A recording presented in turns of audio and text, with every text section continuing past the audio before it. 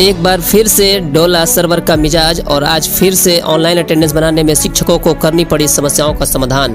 बुधवार को और गुरुवार को ई शिक्षा कोष का सर्वर काफ़ी डाउन रहा। बिहार शिक्षा विभाग की ऑनलाइन अटेंडेंस एप्लीकेशन का सर्वर आज फिर से क्रैश हो गया। एप्लीकेशन ओपन नहीं होने के कारण शिक्षकों को समस्याओं का सामना करना पड़ रहा है। शिक्षक इसको लेकर काफ़ी आक्रोश में भी हैं। रोज रोज सर्वर की समस्या आने से शिक्षकों को मानसिक तनाव का सामना करना पड़ रहा है। आखिर कब तक इस तरह शिक्षकों को मानसिक रूप से प्रताड़ना झेलनी होगी। 1 महीने के बाद भी सुचारू रूप से काम नहीं कर रही है ऑनलाइन अटेंडेंस का एप्लीकेशन। सुबह सुबह ऑनलाइन हाजिरी न बनने के कारण शिक्षक मानसिक रूप से उलझ जाते हैं, जिससे इसका प्रभाव बच्चों की शिक्षा पर भी पड़ता है।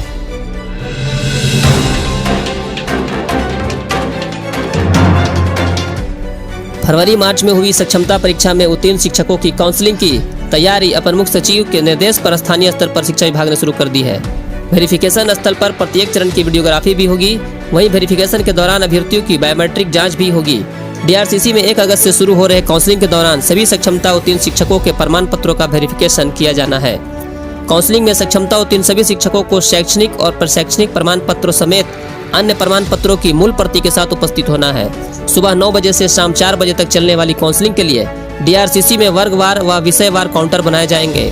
टाइम स्लॉट के अनुसार काउंटर पर अभ्यर्थी का नाम खुलेगा।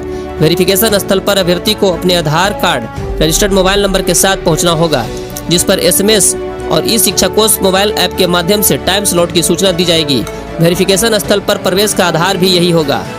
वेरिफिकेशन के लिए निर्धारित टाइम स्लॉट में अनुपस्थित रहने वाले अभ्यर्थियों के लिए वेरिफिकेशन समाप्ति की निर्धारित तिथि के बाद अलग से तिथि व टाइम स्लॉट निर्धारित की जाएगी।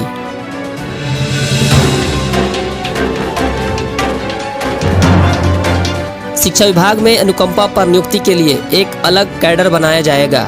इसे लेकर एक नियमावली तैयार की जा रही है, जिसे जल्द ही राज्य कैबिनेट से स्वीकृति ली जाएगी।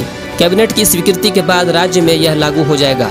मालूम हो कि सेवा काल में मृत शिक्षकों के आश्रितों को अनुकंपा पर नियुक्ति की कार्रवाई चल रही है। इसी क्रम में उक्त निर्णय लिए गए हैं। नियमावली के लिए गठित कमेटी ने प्रस्ताव तैयार कर लिया है।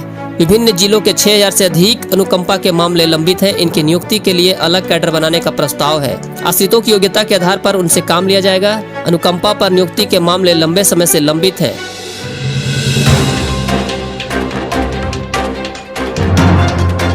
बिहार विद्यालय परीक्षा समिति अब अपनी कोई भी परीक्षा ऑनलाइन आयोजित कर सकेगा। विधानमंडल के दोनों सदनों ने परीक्षा समिति को यह अधिकार प्रदान कर दिया। बुधवार को विधान परिषद में भी यह संशोधन विधेयक पारित हो गया है। इसके 1 दिन पहले मंगलवार को विधानसभा ने इस विधेयक को पारित कर दिया था। शिक्षा मंत्री सुनील कुमार ने बिहार विद्यालय परीक्षा समिति संशोधन विधेयक पेश कर बताया कि ऑनलाइन परीक्षा के लिए विद्यालय परीक्षा समिति को जरूरी अधिकार दिए जाएंगे।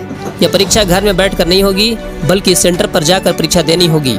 इसमें तकनीक का इस्तेमाल कर कदाचार मुक्त परीक्षा होगी।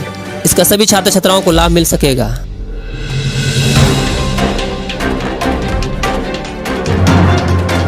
विधानसभा ने बुधवार को बिहार लोक परीक्षा यानी अनुचित साधन निवारण विधेयक 2024 पर मुहर लगा दी। अब पेपर लीक में दोषी पाए जाने पर 3 से 10 साल तक की सजा होगी और 1 करोड़ का जुर्माना भी देना होगा। पेपर लीक के आरोप में पकड़े जाने पर जेल जाना तय है, क्योंकि नए कानून में सभी अपराध संज्ञेय व गैर जमानती होंगे। भोजन अवकाश के बाद सदन में संसदीय कार्य मंत्री विजय कुमार चौधरी ने इस विधेयक को पेश करते हुए कहा कि पेपर लीक को लेकर पहले भी कानून बने थे, लेकिन वे प्रभावी नहीं थे, इसलिए यह सख्त कानून लाया गया है। बीते कुछ वर्षों में 16 राज्यों में पेपर लीक से संबंधित 48 मामले आए हैं।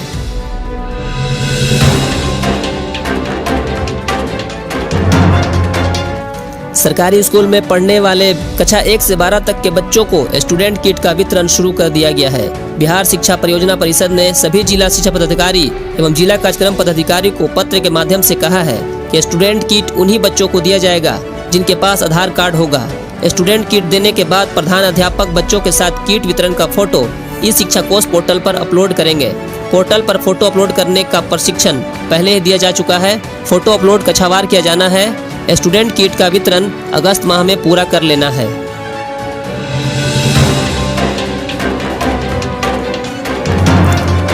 सरकारी स्कूल में पढ़ने वाले बच्चों पर घर से लेकर स्कूल तक का विशेष ध्यान दिया जाएगा।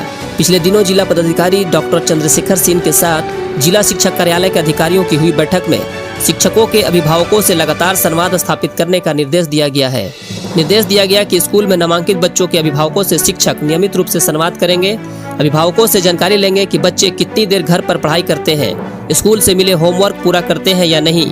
जिला शिक्षा कार्यालय ने स्कूलों के प्रधानाध्यापकों को निर्देशित किया है कि प्रत्येक शनिवार को कक्षावार अभिभावकों का बुलाकर उनसे बात करें। स्कूल में क्या पढ़ाई हो रही है, बच्चों का वर्ग में कैसा व्यवहार रहता है और पढ़ाई में कितने सक्षम है, इसकी जानकारी शिक्षक अभिभावक को देंगे।